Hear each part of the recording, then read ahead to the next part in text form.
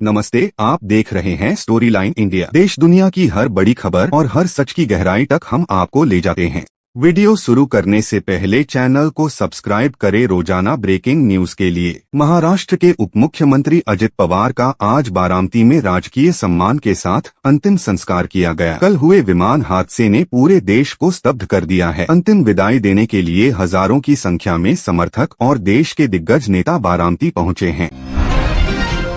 प्रधानमंत्री नरेंद्र मोदी ने बजट सत्र की शुरुआत में कहा कि यूरोपीय संघ (EU) के साथ होने वाला नया व्यापार समझौता भारत के निर्यात को नई ऊंचाई देगा। इससे विशेष रूप से तकनीक और विनिर्माण मैन्युफैक्चरिंग के क्षेत्र में युवाओं के लिए लाखों नौकरियां पैदा होने की उम्मीद है।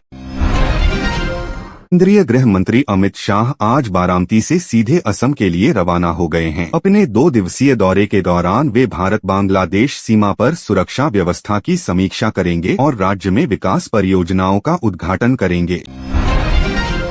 चंडीगढ़ मेयर चुनाव में भाजपा के सौरभ जोशी ने जीत हासिल की है। उन्होंने आम आदमी पार्टी और कांग्रेस गठबंधन के उम्मीदवार को हराया। यह जीत आगामी नगर निगम चुनावों के मद्देनजर भाजपा के लिए मनोबल बढ़ाने वाली मानी जा रही है।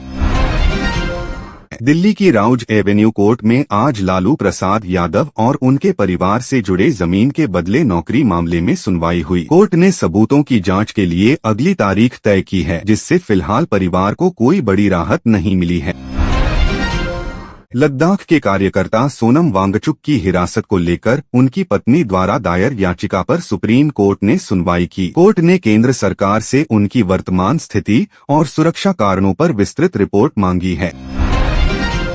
फिलिस्तीन के विदेश मंत्री भारत अरब सहयोग बैठक में भाग लेने के लिए दिल्ली पहुंचे हैं। इस बैठक में पश्चिम एशिया में शांति बहाली और भारत के साथ व्यापारिक संबंधों को मजबूत करने पर चर्चा होगी। राजधानी दिल्ली के 4 प्रमुख स्कूलों को आज सुबह ईमेल के जरिए बम से उड़ाने की धमकी मिली। पुलिस और बम निरोधक दस्ते ने तुरंत जांच शुरू की। हालांकि अब तक कुछ भी संदिग्ध नहीं मिला है, लेकिन सुरक्षा एजेंसियां अलर्ट पर हैं। अमेरिकी राष्ट्रपति डोनाल्ड ट्रंप ने ईरान को लेकर सख्त बयान देते हुए कहा है कि तेहरान का समय खत्म हो रहा है। अमेरिका की एक विशाल नौसेना आर्मडा क्षेत्र की ओर बढ़ रही है। भारत इस वैश्विक स्थिति पर नजर बनाए हुए है, क्योंकि इससे तेल की कीमतों और खाड़ी में रह रहे भारतीयों पर सीधा असर पड़ सकता है। केंद्रीय वाणिज्य मंत्री पीयूष गोयल आज भाजपा प्रवक्ताओं के साथ एक विशेष बैठक करेंगे। इसका मुख्य उद्देश्य Bharat free trade agreement (FTA) के फायदों को जनता तक प्रभावी ढंग से पहुंचाना है, ताकि विपक्ष के आरोपों का जवाब दिया जा सके।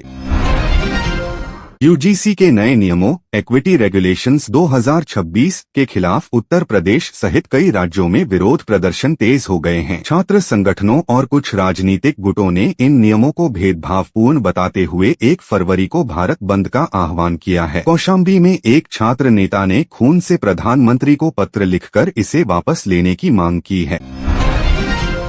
डीएमके के साथ गठबंधन की चर्चाओं के बीच कांग्रेस नेता राहुल गांधी जल्द ही तमिलनाडु का दौरा करेंगे। हालांकि इसे एक गैर राजनीतिक यात्रा बताया जा रहा है, लेकिन राजनीतिक गलियारों में इसे 2026 के विधानसभा चुनावों के लिए जमीन तैयार करने के रूप में देखा जा रहा है। मुख्यमंत्री M.K. स्टालिन ने पहले ही इसे आर्य द्रविड़ वैचारिक युद्ध करार दिया है। श्रम और रोजगार मंत्री डॉक्टर मनसुख मंडाविया ने राज्यसभा में बताया कि भारत में लगभग 2 करोड़ लोग गिग इकोनॉमी यानी कॉन्ट्रैक्ट और फ्रीलांस काम से जुड़े हैं। सरकार ने स्पष्ट किया कि नए लेबर कोड के तहत इन श्रमिकों को सामाजिक सुरक्षा और उचित मजदूरी दिलाने के लिए विशेष प्रावधान किए गए हैं। कांग्रेस ने प्रधानमंत्री मोदी के बजट सत्र से पहले दिए गए संबोधन की आलोचना की है। विपक्ष का आरोप है कि प्रधानमंत्री महत्वपूर्ण लोकतांत्रिक विमर्श के बजाय संसद का उपयोग केवल अपनी उपलब्धियां गिनाने पॉलिटिकल मोनोलॉग के लिए कर रहे हैं। राष्ट्रीय जांच एजेंसी (NIA) ने आज सुबह केरल में प्रतिबंधित संगठन PFI popular front of India के कथित जिहादी नेटवर्क से जुड़े कई ठिकानों पर छापेमारी की। यह कार्रवाई संगठन के पुनरुद्धार की कोशिशों को रोकने के उद्देश्य से की गई है।